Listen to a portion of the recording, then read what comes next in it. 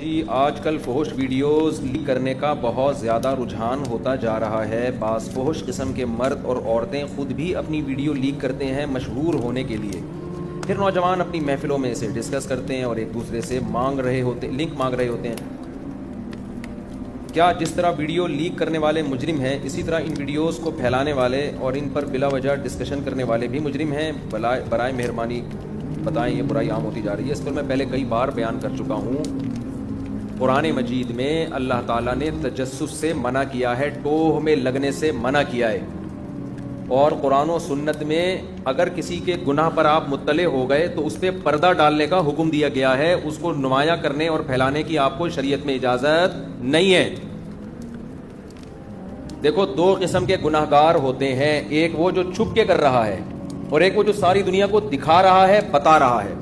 جو ساری دنیا کو دکھا کے گناہ کر رہا ہے وہ تو اپنے گناہ کو خود ہی اس نے ظاہر کر دیا نا، اس کو برا بلا کہا جائے گا، اس پہ لان تان کی جائے گی، اس کو بدنام بھی کیا جائے گا، کیونکہ وہ اپنی عزت خود ہی نہیں کروا رہا تو دوسرے کیوں اس کی عزت کریں؟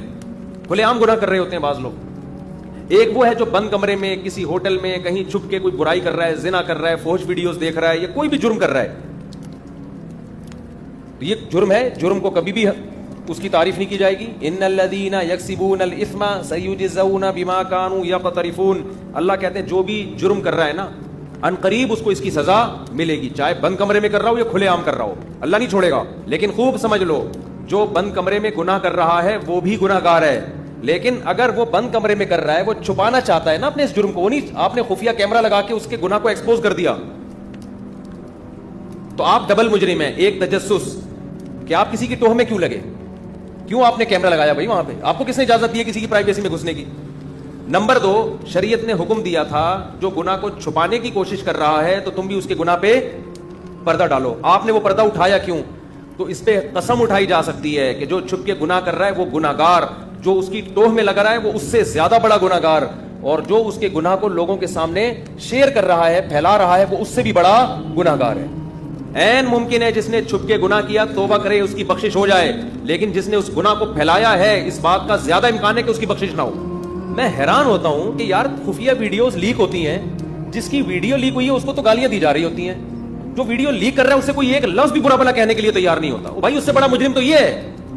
آپ کو کس نے پرمیشن دی آپ کسی کی پرائیویسی میں گھسو اور دیکھو کہ یہ چھپ کے کیا کر رہا ہے؟ یہ تو باپ کو اجازت نہیں ہے کہ وہ بیٹے کے کمرے میں بغیر اجازت کے گھس جائے۔ اگر آپ کو خطرہ ہے نا کہ آپ کا بیٹا بند کمرے میں فحش ویڈیو دیکھتا ہے تو آپ بیٹے کو بتا دیں کہ بیٹا اندر سے کنڈی لگانے کی آپ کو اجازت نہیں ہے، تو پہلے اطلاع دے دیں کہ میں اچانک آؤں گا، پھر آپ جا سکتے ہیں۔ آپ اس کو بتا دیں کہ تم کمرے میں کیا دیکھتے ہو، میں چیک کروں گا، میں ہسٹری چیک کروں گا، تو بتا دیں پھر صحیح ہے۔ اور یہ کام بھی صرف باپ کرے گا، ہر ایک کو اس کی اجازت نہیں ہے۔ پھر باپ نے بھی اگر کچھ دیکھ لیا نا بیٹا کچھ کر رہا ہے تو باپ کو بھی پرمیشن نہیں ہے کہ وہ بیٹے کی ماں کے ساتھ بھی شیئر کرے یا لوگوں کے سامنے جا کے اس کو بتانا شروع کر دے۔ تو اس لیے کوئی بھی چھپ کے گناہ کر رہا ہے، گناہ پہ تو سزا ملے گی اللہ کی طرف سے، اس گناہ کو اپریشیٹ نہیں کیا جائے گا۔ وَذَرُوا ظَاهِرَ الْإِثْمِ وَبَاطِنَهُ، اللہ کہتے ہیں ظاہری گناہوں کو بھی چھوڑو، چھپے ہوئے گناہوں کو بھی چھوڑو، لیکن آپ کو نہ تجسس کی اجازت ہے خفیہ کیمرے لگانے کی، اور نہ آپ اگر مطلع ہو گئے تو اس برائی کو لوگوں کے سامنے پھیلانے کی اجازت ہے، اور نہ لنک مانگنے کی اجازت۔ یار وہ سنا ہے نئی ویڈیو فلانی کی آئی ہے یا فلانے کی آئی ہے، بتاؤ کہاں ہے؟ تو سمجھ لو کہ آپ اپنے گناہ کو، اپنے اللہ کو یہ اجازت دے رہے ہو گویا کہ اللہ اب میرا بھی کوئی ایسا جرم ہونا تو لوگوں کو بتا دے۔ روح سے خلائق کے سامنے اللہ اس کو رسوا کریں گے جو لوگوں کے گناہوں کو، کیونکہ اس سے ڈر اس بات کا گناہ پھیلیں گے سوسائٹی میں۔